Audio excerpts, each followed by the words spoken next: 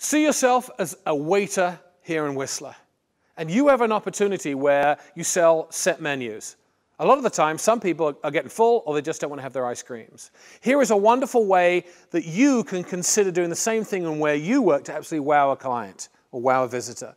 Because what this waiter does is he literally banks those ice creams that aren't being used, and then during the evening he takes those and he walks up to strangers, people who aren't expecting this, and literally plunks the ice cream down and says, thank you, these are on behalf of the house, they're no charge, we just want to say thank you for coming to our restaurant.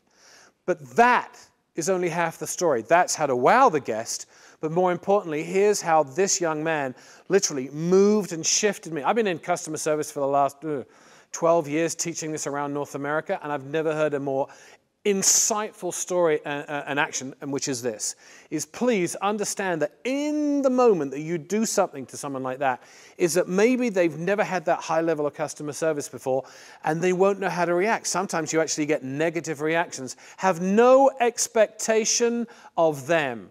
Get the focus off yourself, forget about your ego, and understand that it's okay for someone to not know how to react when you give them that high level of wow. And my suggestion is look inside of your own organizations for ways that you can wow guests. In other words, what this waiter was able to do was to look at everything that was going on in his restaurant and go, I know what I can do. Those ice creams that aren't being used, I can now take those off and surprise and wow people in the restaurant. And they do that on a nightly basis. It's an invitation for you to consider using the same thing.